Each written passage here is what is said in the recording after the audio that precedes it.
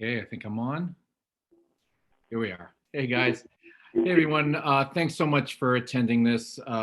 Chet's Last Call, a story of rock and redemption, a very well named, a well titled film.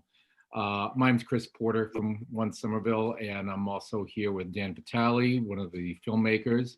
And I think we also have Steve from Pajama Slave Dancers, who we'll talk with as well. We'll open it. I'll have a few questions. We've got some special videos to show you all, and then we'll open up for some questions from you all. I saw that we have a couple coming up, so we'll try to do that. But first, Dan Vitale, I have to just personally thank you so very, very much for making this film. Thank you for the dozens of flashbacks you gave me watching this. I did go to Chet's the last couple of years. It was around from 85 to 87. I was there a lot. I was managing Classic Ruins then, so I love seeing Frank Rowe on this. Actually, I love seeing so many friends and acquaintances. It's countless there, and it was just really, really amazing. So thank you for what you and your brother Ted did. So I think to start, because I know there are a lot of people, some people here have seen this before, but I think the bulk haven't. So they might not know the story here. I mean, as you showed on the film that, Bim played a lot of your early gigs there. But what inspired you? What was the tipping point for you and Ted to go forward and make this film? Had you guys done films before? Like, tell us a little bit of the origins of this. I went to film school, but back in '78 or something like that. Steve was at UMass with me at the time. We made some films way back. But yeah, Ted and I and some other friends made a film with Jimmy Miller back in 1990 called Steal Away. And I hadn't made any films other than music videos for quite a number of years. And Tonto Leo, bless her heart, late Tonto Leo Lipschitz, ran the Chet's Last Call Facebook page. And many of us went there to reminisce after Chet died, the day Chet died, several days after. And Tonto Leo wanted to do a memorial show and asked me to help. Then Tonto Leo decided we should do a live album, and Chris Burble recording multi-track the entire two memorial shows that we did. Then we decided. Then Tim Howell, who had a five camera operation, said he would bring all the cameras, and then Tonto Leo said, because she had seen Steal Away, Tonto Leo said, "Well, Dan, you got to make a movie, a documentary about this story." And I was really put aback. I didn't think I could do it. I just wasn't sure about the whole idea at all. I hadn't made a full film in so many years. But because Tonto Leo was sort of our scene queen, I couldn't say no. And I asked my brother to help right away, great director and producer. My late brother, who passed in May, did most of the interviews. He and I wrote the questions. I was more in charge of the live video shooting. Our great friend, Jack Sherman, who actually edited that film back in 1989, 1990, Steal Away, is also the editor on this film. He's the bass player for Steady Ernest, the all-star ska band from Boston. Anyway, it's basically a love fest, like I said, in the Globe today. So many people just wanted this to happen, and I just was sort of asking a lot of friends for help, and a lot of friends said yes right away and put in their very best efforts. So it's really the most Boston musicians that have ever been in a film. Check me on that, because I think it's true. I think there's over 35 different artists from Boston. No, more than that.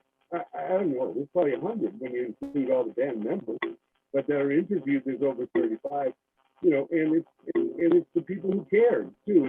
It's the people that Chet loved, and so that's what makes this film special. People just decided, yeah, we want to tell Chet and his family how much we love him.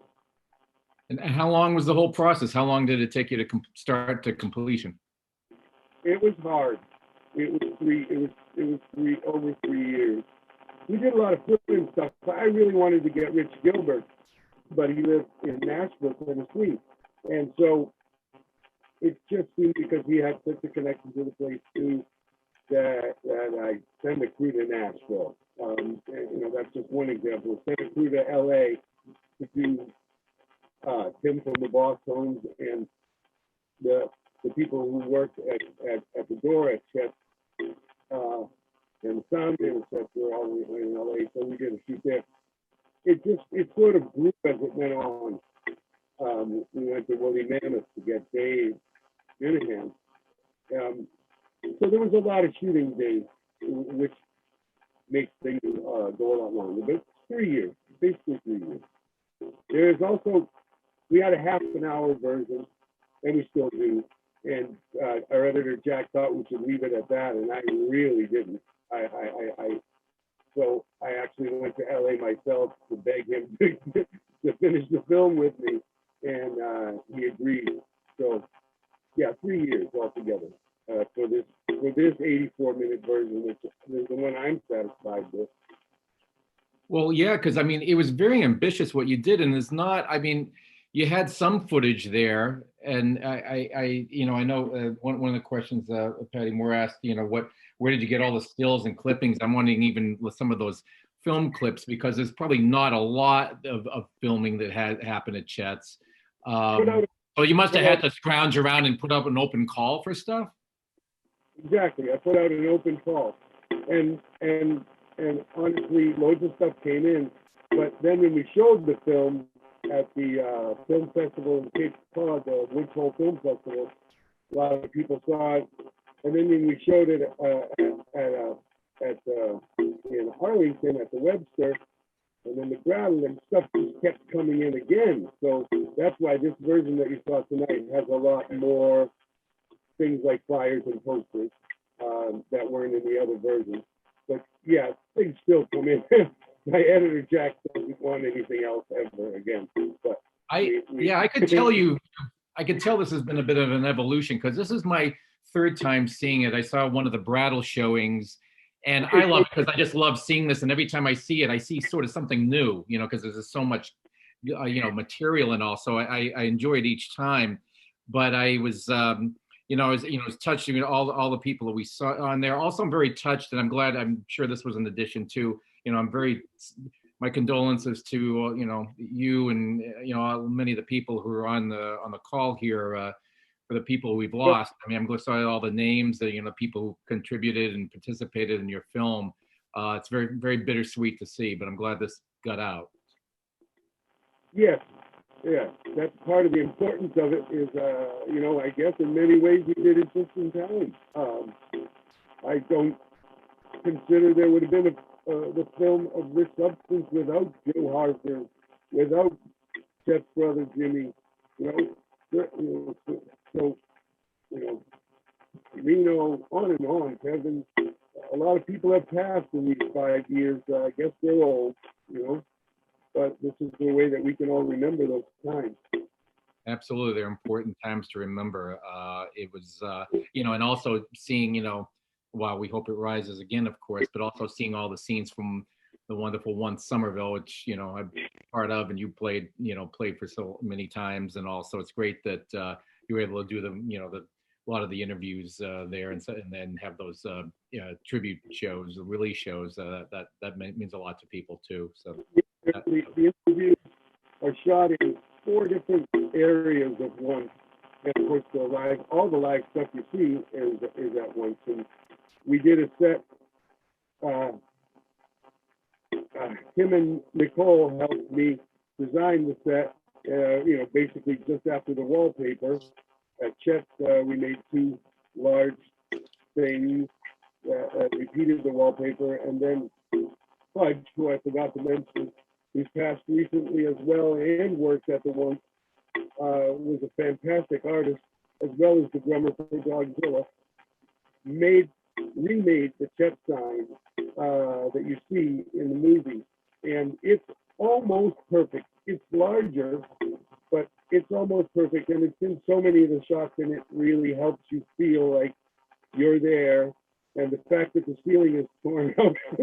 So many of the Oh yeah, just the exactly, just the extra touch. beautiful touch to me. You know, in retrospect, Steve knows that I was freaked out because I was super nervous already, but so much was going on.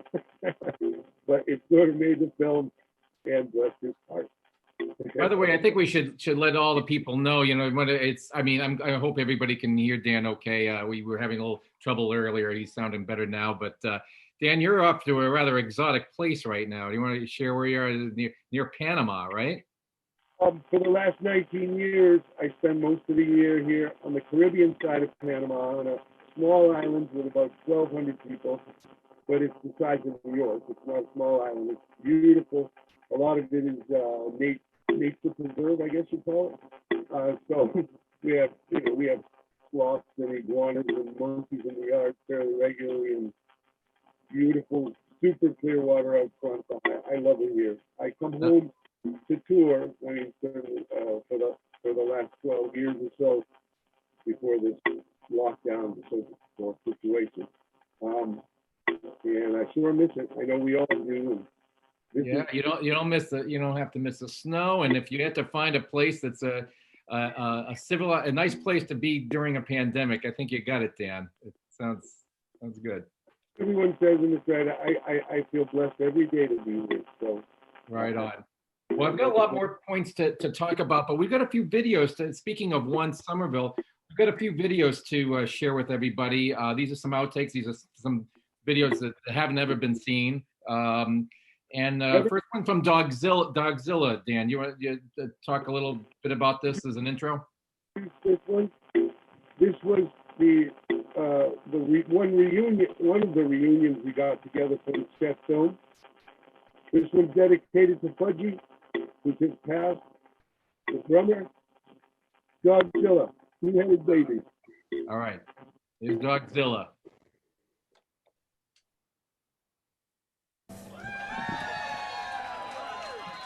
Sometimes a baby is born.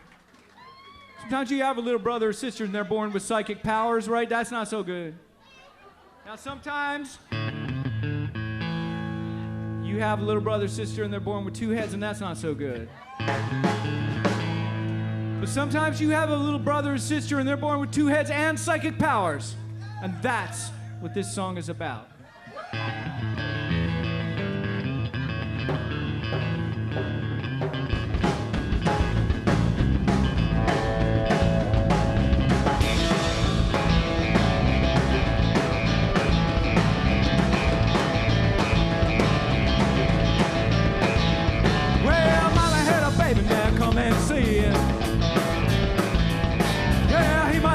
But it don't look like me. Well, I got in my car, I got out of town fast. Cause I two-headed baby was after my ass. Two-headed baby. Two-headed baby. Well, it killed my daddy and it killed my mommy. Turned my sister into a zombie. Yeah, it made my life into a living hell. When it put my family in the psychic spell. Two-headed baby. Two-headed baby, baby.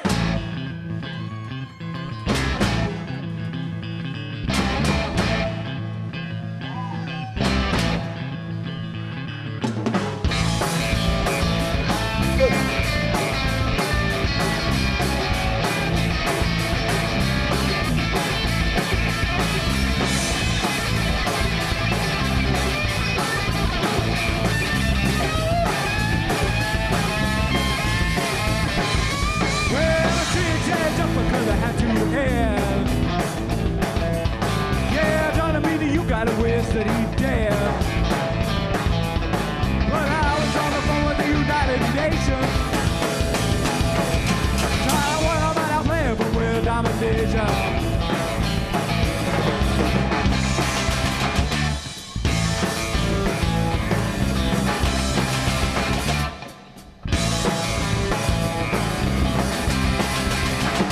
baby.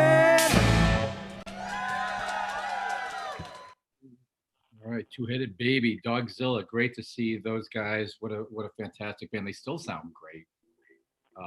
That was great.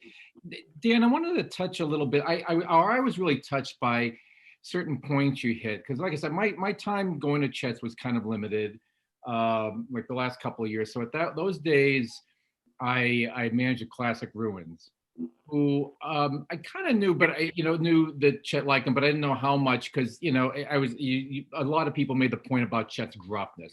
He's this big guy. We didn't have email back in those days, so you're doing everything by the phone. And so whatever day he was doing his booking, I had to call up. And I'm 20 years old at the time. I'm the only underage manager in Boston, I'm telling people. So I also get to the underage part of the story too. But I'm calling him up, and I'm kind of, my knees are almost knocking with this guy. What do you want? And I'm like, oh, it's Chris from the Classic Ruins. Like, oh, hi. Like his demeanor would change like 180 degrees. I'm like, oh yeah, oh. Yeah, I want to have him back and all that. And he was always very nice to me but I always have to say Chris from the Classic Ruins, and then okay, I'm in. Other than that, it's like, gee, really intimidating guy. But I love that but he was kind of gruff, but you could tell he was a good guy, good-hearted guy as well. And so I was glad to see that pointed out in the film. I also I think it was the Dogmatics told the story because this happened to me at least a couple of times. As a matter of fact, the very first time I went to Chet's, Classic Ruins are playing. I'm the manager. I'm going to the show, hey, all right, we got to go down to Chet's car and go bring up some cases of beer, and he'll give you a free beer.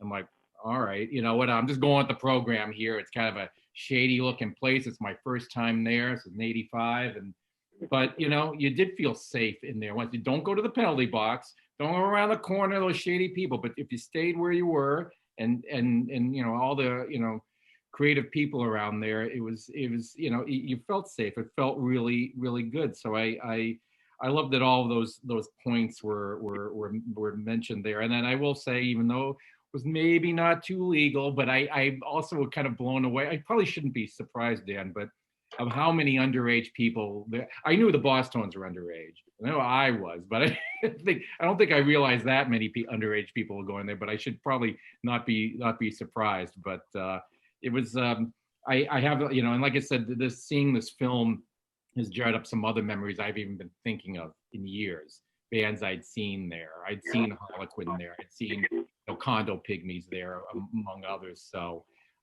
it's just I'm sure I'll watch this at least another couple of times and have more flashbacks. I imagine you must have while you were making it. Well, I want to throw in there our keyboard player was our first show at Chet. So yeah, that was the magical part about it, was that you could go and play there when you were 15, 16, 17, 18, 19. I think for some bizarre reason, part of the time the drinking age was 20 years old.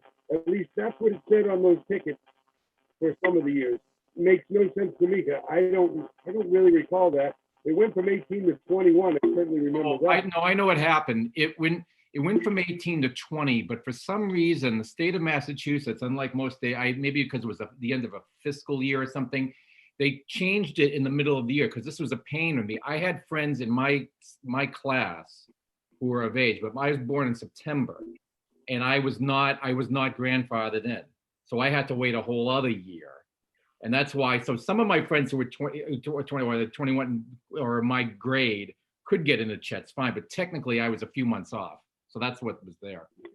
Check this, Steve will remember this. We had the right to drink for a year or two, and then it was taken away from us. And it's like, how can you do that to alcoholics? Totally. We made fake IDs. Oh yeah.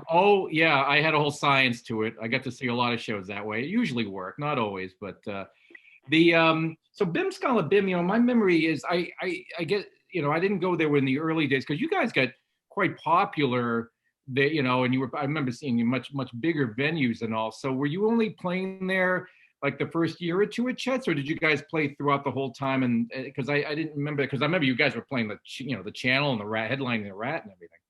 Yeah. We got lucky, but Chet's was our first show, and probably almost the same as what Tim said, first 5 out of our first 10 shows. So it was just a really important place to us in that's where we got started. But yes, us and the Boston and several other bands maybe only played there 10 times and then moved on to the next place. Plus Chet closed in 87, so. Right.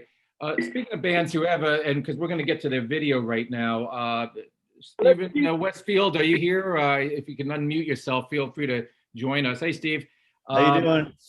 So obviously, you're all over this film. It's great to see you guys, and you were part of the obviously the one Somerville shows, and we're going to show a little clip. Actually, tell us what well. Give a little any little points you want to make that you guys didn't make in the film that you'd like people to know about Chet's and your experience there. If you'll notice from the video clip, which I saw most of it, there's not a lot of musicians in the band, kind of a lot of show-offs. One guy could play the guitar, but it wasn't too much about music as it was the attitude and I don't know if you ever saw the Pajama Slave Dancers, but it was about not liking us. And so,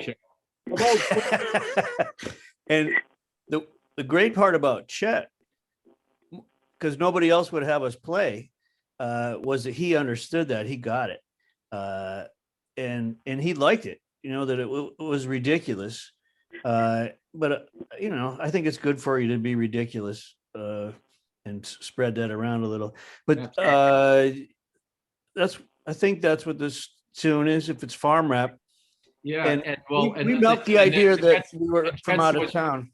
And Chet's was a place where you could be free to do any of that. So at one of the few clubs, you couldn't do that at all the venues. Certainly not. All right, well, let's get to the Pajama Slave Dancers cut right now from their live gig at One Somerville. I apologize right now beforehand.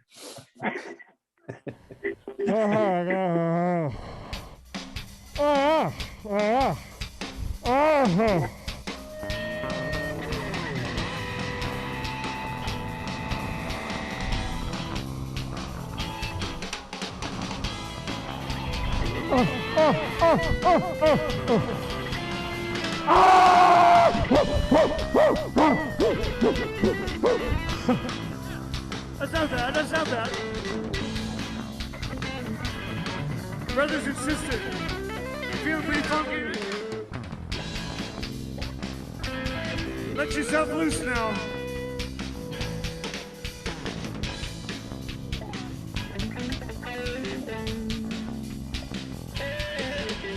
Broken glass in my yard and a windstorm came and it blew real hard and it blew up my shed, but I'm a barn, blew down my trees, blew up my car. Hey, I'm lucky I'm alive and I do hope that I will survive. Fingers to the bone, but the government will close my door. It's rough. We're gonna farm. It's tough. No time is bad.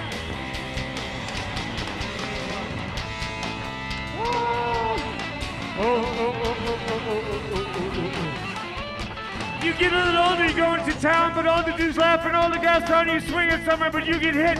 Wish you stayed home and watched them. I'm lit by the time you get home, you're black and blue. Papa said, what the fuck is wrong with you? You're supposed to be in by 10 p.m. Better be up at 4 a.m. It's rough. When we're gonna farm, it's tough. Don't take no time, it's bad. It'll be a harm, it's sad. We're gonna farm.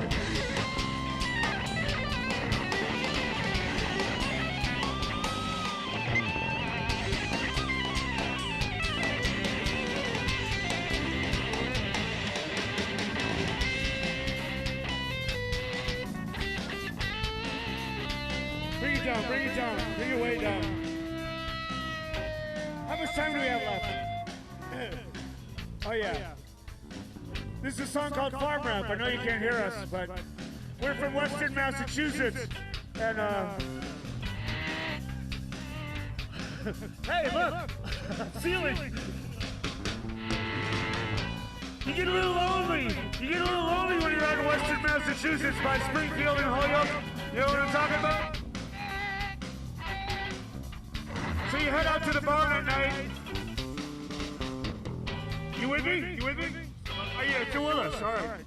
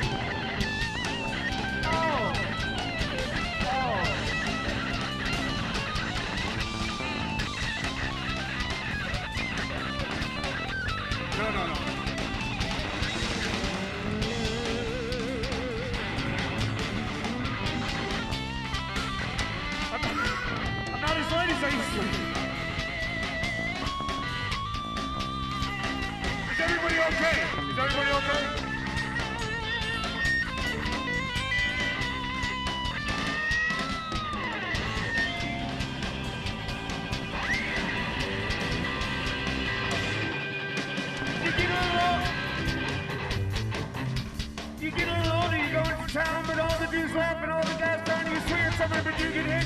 Wish you stayed home and watched your mama eat. By the time you get home, you're black and blue. Papa said, what the hell's wrong with you? You're supposed to be in by 10 p.m. Better be up by 4 a.m. It's rough when you work on a farm. It's tough. Don't take no charm. It's bad. It'll do you harm. It's sad when you work on a farm.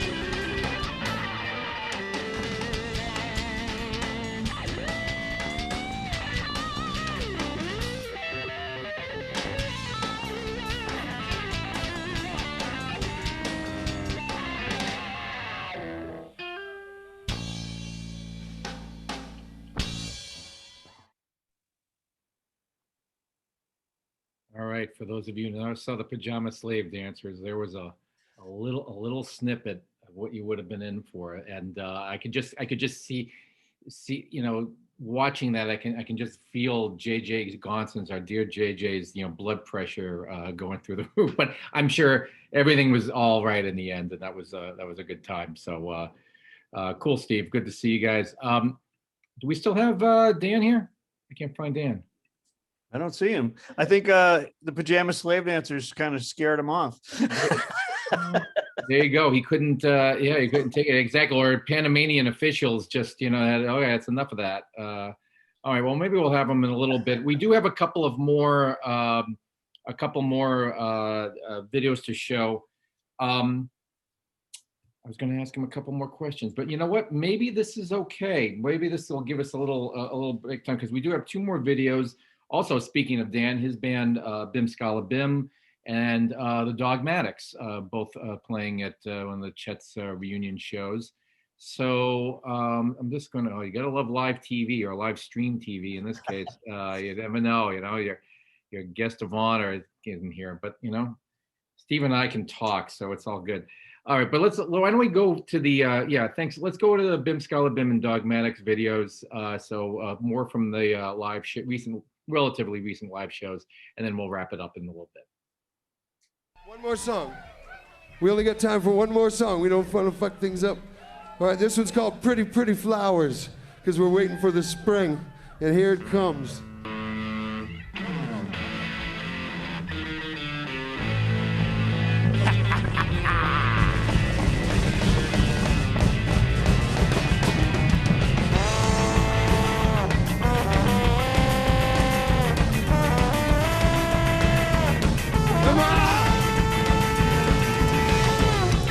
The situation's pink, there's big trouble for the girl. Life is such a mess, but her hair's curled. Proverbial heroes, we will all be saving the damsels in distress on the MTV. Need someone to get fun, I'm moving picture light, to lift her up to say, hey, she's alright.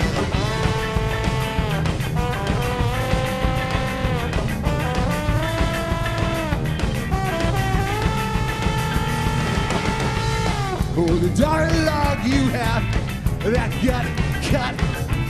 It seemed the public like you more with your mouth shut. And the tan burns so deep, but your character's so pale. You're so shapely underneath a thin veil. Need direction and control on the insufficient blood. Let nature roll with a lead man. You look so good, you smell so sweet. Pretty, pretty, pretty flowers, they're all at your feet.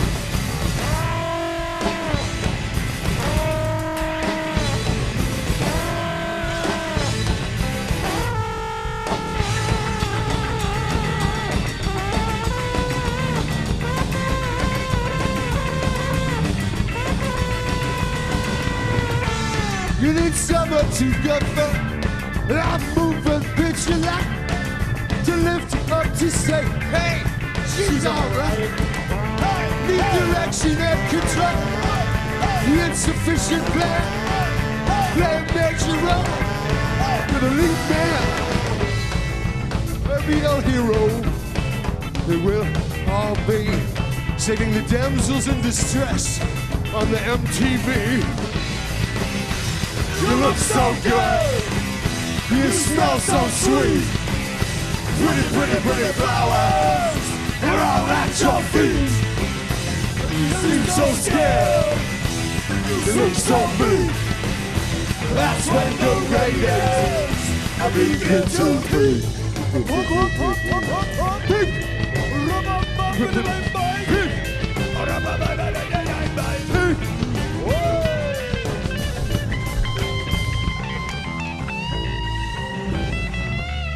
Here I come to save the day.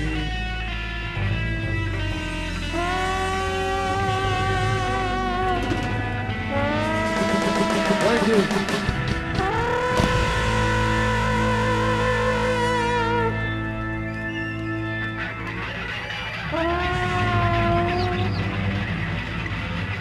Thank you very much. God bless you all.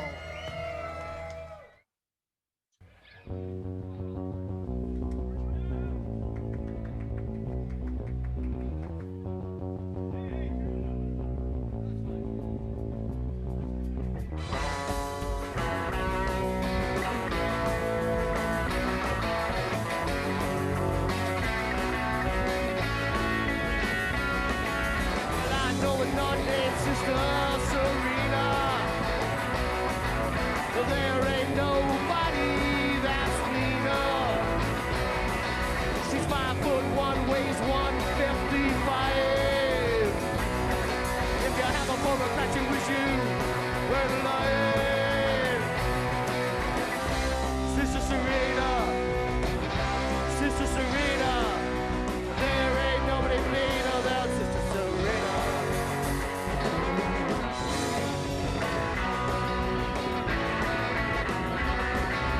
Talk to her, you better look her straight in the eye. Even though her breath and burn the hair of a porcupine. But I don't understand why she does the things she does. I only know that she does them when she does. Sister Serena, Sister Serena, there ain't nobody better than Sister Serena.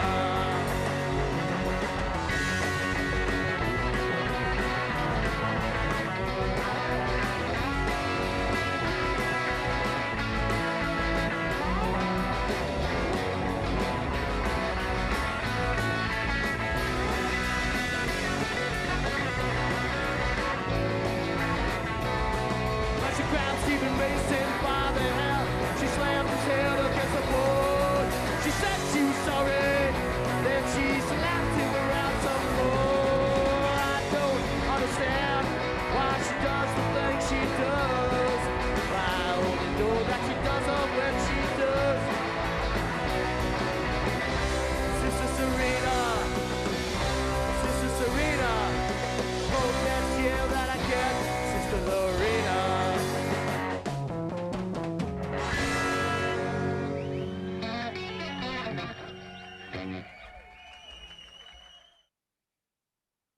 Great shows those were. Dogmatics, Bim Skala Bim, among many others. Antidote, you saw all in the documentary. There are a lot of great performances at Once Somerville in recent years. So it was great. I'm sorry, my apologies. We did lose Dan. Now, as you saw, I was kidding about the Panamanian government shutting him down, but we had a little trouble with the reception there, so that could have been a problem. I think it's safe to say Dan very much appreciates. Oh, wait a minute. Oh, Dan Vitale wants to get in. All right. The rest of this conversation is maybe saved because I did have a couple more questions, and I think one other person had a question we wanted to ask Dan. So let's see. There he is. Dan, we've been talking behind your back all this time. You're going to have a rebuttal here. No, I'm kidding. But, well, we were talking about you, but it's all right. I'm glad you're back here. We were afraid the Panamanian government shut you down. All right. My computer. There you go. Well, this is all good. This is actually great timing. We just watched the Bim and Dogmatics performances at One Somerville. And I was curious. A couple of things I wanted to ask you about. Maybe a little more later. But did you or any of you who Tantaleo or Ted, did any of you connect with Richie? After Chet's, or were any of you in touch with him? Actually, that's a great question. And no, but one of the things that we did do before he died that I'd love everybody to know about is that back in 2013, 2 years before Chet died, we named our last album Chet's Last Call. As a tribute to Chet, while he was still alive, and I am told that he didn't know that we did that. He refused to be referred to as Chet, since 1987, man. So, the other thing I do remember is that one time after the club had closed, Chet did show up at one of our shows. He may have come to one of Steve's shows well after the club closed as well. But we didn't see him much, that's for sure. And I wish I had. And but I'm glad we named the album after him in 2013. That's pretty cool. And he didn't know about it. And we have a new album coming out in a month or two. So gotta hype that. And Steve has a new album coming out.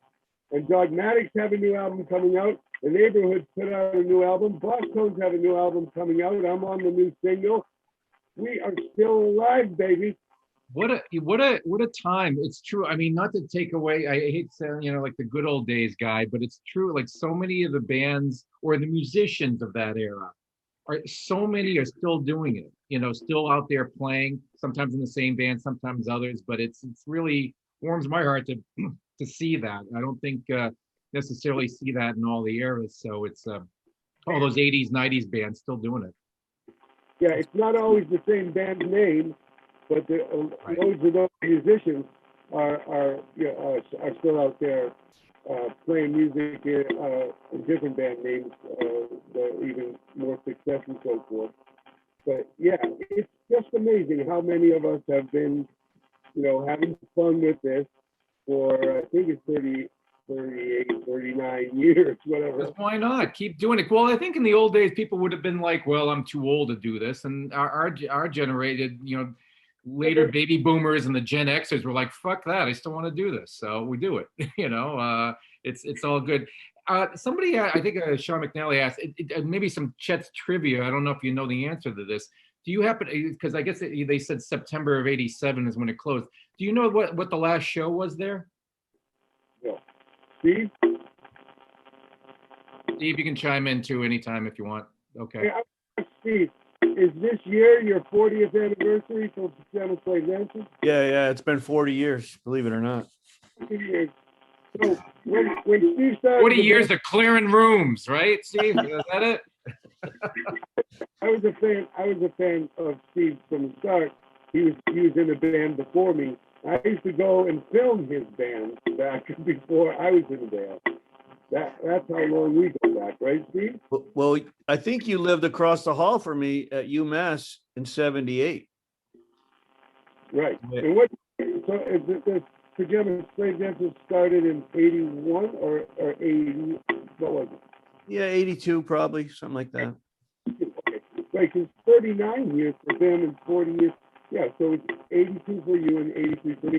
But I have a story that people were like, Steve, actually, when we started the band, you know, we had looked up to Steve a lot. And a lot of bands in Western Mass, I don't even have to name them, looked up to Steve. For whatever reason it was, we all wanted to have fun.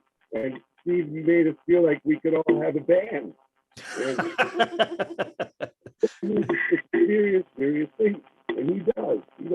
Anyway, we were in Steve's front yard. Me and John Ferry said we're going to start a band, but not going to be a punk band. It's going to be a ska band. Or ska punk, you know, we like the class, whatever. And we said we have an idea for a song. No, that's not what we said. We told him the name of the band. And he goes, you have to have a song called Ja Laundromat. We didn't have a song called Ja Laundromat. He just said, you have to have a song called Ja Laundromat. And we went and wrote it. He swore that there was already a song existing by that title, but we've never found it in the 39 years we've been together.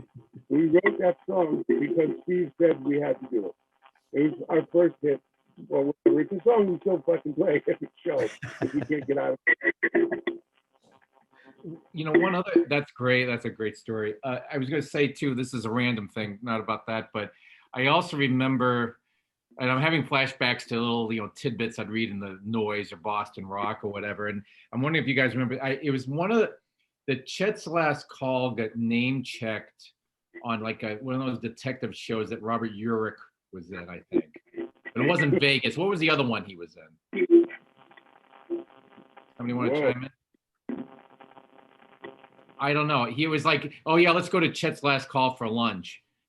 And it was, which, you know, obviously the producers didn't really know what Chet's Last Call was, but it just had a nice name. So it's like, yeah, let's go to Chet's for lunch. And that was like a running joke for a while. I just couldn't remember. And I thought it was one of the shows that Robert Urich was in, but I can't remember which it was. Yeah, somebody even saying the Flange Sisters, the Noise. Yeah, all the gossipy stuff. That was always good. Or the Question of the Month. Chris, excellent lunch menu at Chet's. Excellent lunch menu. Peanuts or cashews. Right. And the machines were mafia owned, but an Irish mafia. Right. There you go. You got plenty of protein for you there. There you go. There's your breads and cereals from the beer and the protein from the nuts, and you're all set. There you go. As it was said in the movie, though, Chet didn't cook for certain shows, like Randy Black mentioned for a record release party or something like that. Chet was a chef. Obviously, loved his food, but he was a chef. And so he wouldn't serve food regularly or anything like that. So to say he went to Chet for lunch is a joke. But because it wasn't open for lunch either. But he was a chef, and for certain record release parties and special shows, he would cook for everybody.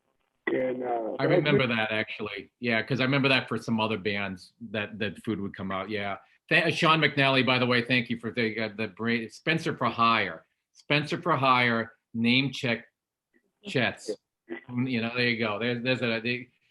You can add that maybe to a, you know, an addendum or something for the film someday. You know, it's interesting too. The last point I wanted to make too is interesting.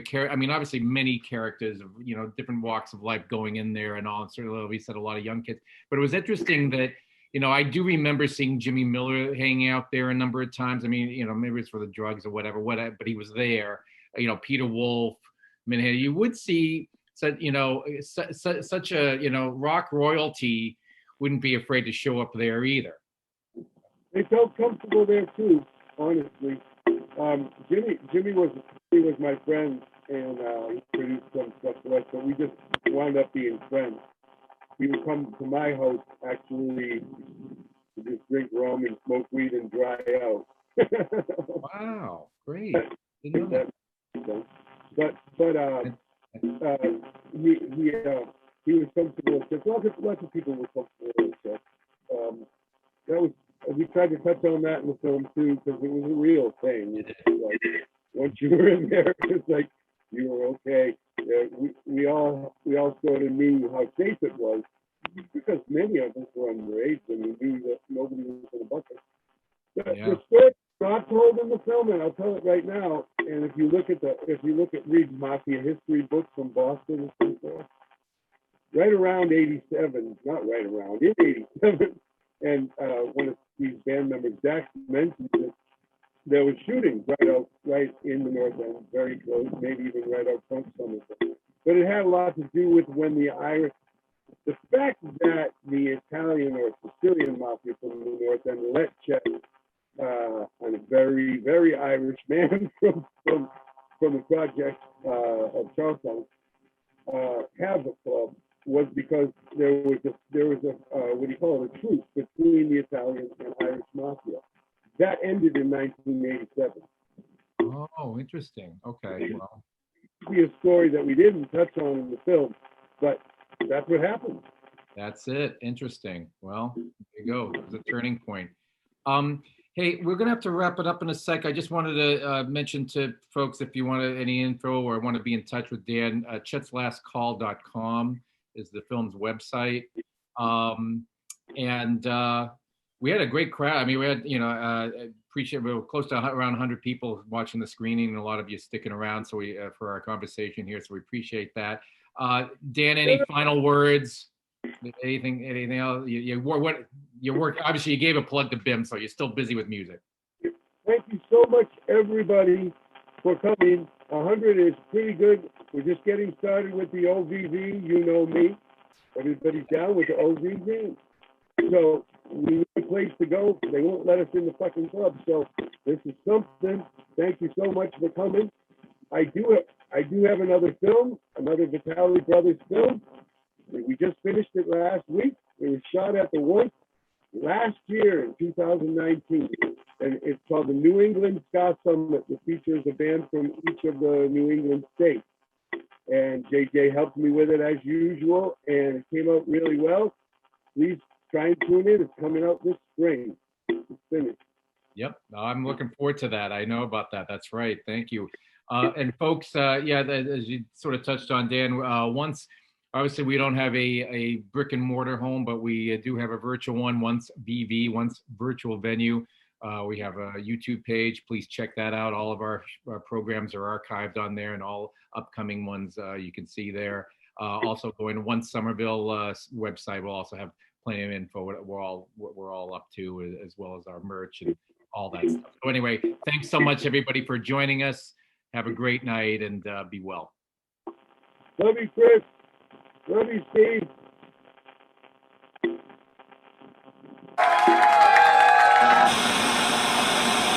Hello, this is Tim Hall here, musician, saxophonist, and poet.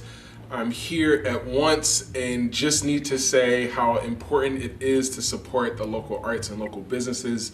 Once is such an important venue to the scene of artists and creators. They're doing amazing work. Please go and support.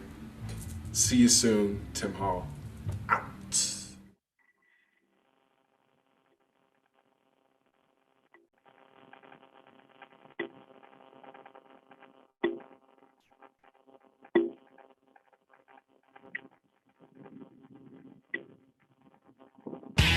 Like, share, Subscribe.